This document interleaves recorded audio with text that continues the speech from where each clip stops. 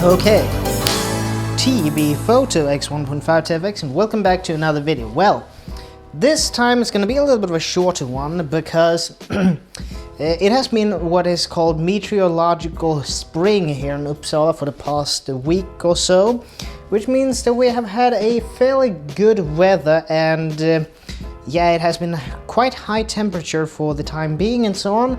So I thought we are gonna continue in our little series here of the wide to mid-range zoom lenses, I should probably say. And this time we have on the D7200 and I needed the cheat sheet for this because of the long the long name of it. It's the Nikon AF-Nikkor or Nikkor 28 to 70 mm f3.5 to 4.5 AFD, or it's a D lens. And first of all, I didn't get that much information about this lens, but then I thought I would actually this time go to another lens guru of the interwebs that have a website that is brilliant for all types of lens information, and it's Ken Rockwell. I'm gonna put a link to that website in the description so you can all enjoy. Well, this one, according to Rockwell's website information, it was the kit lens that was supplied with the Nikon F100. Picture of it here. Yeah, and this was one of the just one tier below the Nikon F5, which was the flagship 35mm camera. Also, this was, according again to Ken Rockwell's website, the first hybrid aspherical lens from Nikon and Nikkor. So yeah, it has the D marking, which means that it is one of those lenses that sends focus distance information to the metering system, so that can be a plus for flash photography. Also, let's do a little bit of a recap of the specs of it. It is 28 to 70 mm for FX or 35mm film cameras, which gives it a DX equivalence of 42 to about 105 mm for APS-C.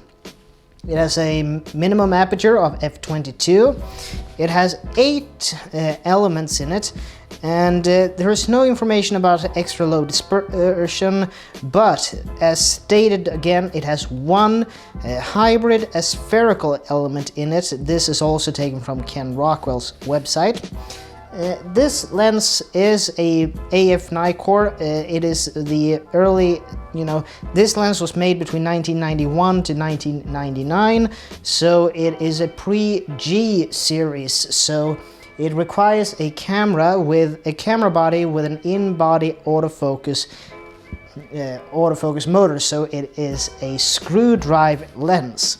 It has a filter thread of 52 millimeters, and the negative with this lens is that it's a kit lens, which means that most kit lenses get a bad rep. But if you read what Rockwell writes about this lens, and actually from my own experience, it is quite a brilliant little lens to just throw in your bag and use on a everyday out and about shooting, in my opinion.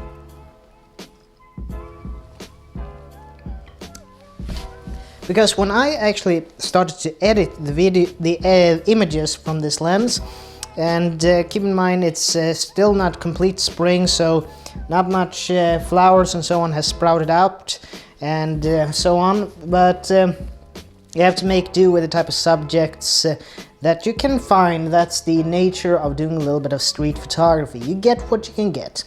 But anyway, I was pleasantly surprised with the sharpness and the vignetting and all of the parts of this lens. Actually, it doesn't have that much chromatic aberration either, surprisingly enough. There is some in the corners, but in the center part of the image it is really good actually. So I was very pleasantly surprised by this lens. So it was just a little bit of just a walk around town, a little bit of B-roll maybe from the Panasonic action cam, but all in all I was very pleasant. I actually threw in this lens in the beginning as a little bit of a joke, since a lot of people like to bash kit lenses. But this one was surprisingly good actually, the 28-70. So yeah, we have one other in the lineup, and then we're gonna jump over to more purpose mid-range lenses. But yeah, for now, just have a look at these lenses. I was, as stated, pleasantly surprised by the results I got from it. It's a variable aperture. This is the first in this series that we have done that is a variable aperture lens depending on the zoom range. But what I usually do with variable aperture is I basically, like this one, it's 3.5 to 4.5. I basically then put it on 4.5 and have that as the maximum aperture. So you can have that as a little bit of a trick up the sleeve. So yeah, I think that this will be a little bit of a shorter introduction for it. Have a look at the images. This lens was actually not what I had expected. It was much more versatile than I had expected, and it produced better images than I expected. So pleasantly surprised. So do you guys out there in YouTube land, do you have any experience with this kit lens? Were any of you out there a Nikon F100 user? It's a brilliant camera. I have the backup to that one in my collection, the Nikon F80, which I would recommend is one of the best if you are into starting into photography, film photography, and want a good first SLR 35mm film camera. I would really recommend the Nikon F80. It doesn't break the bank. It has both scroll wheels. It has 5 autofocus points. So it's a little bit of a contemporary camera with this lens. And this lens, as stated, was supplied as a kit lens with the F80's bigger brother, the F100, who was also the little brother to the F5.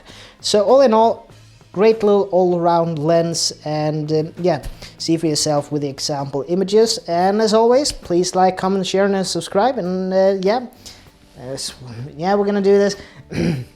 As always, this is Tobias Bergström from T.B.Photo X1.5 to FX, and I'd like to see you guys in the next video. And as always, please like, share, comment, and subscribe, and I'll see you in the next one. So take care from now on. Bye.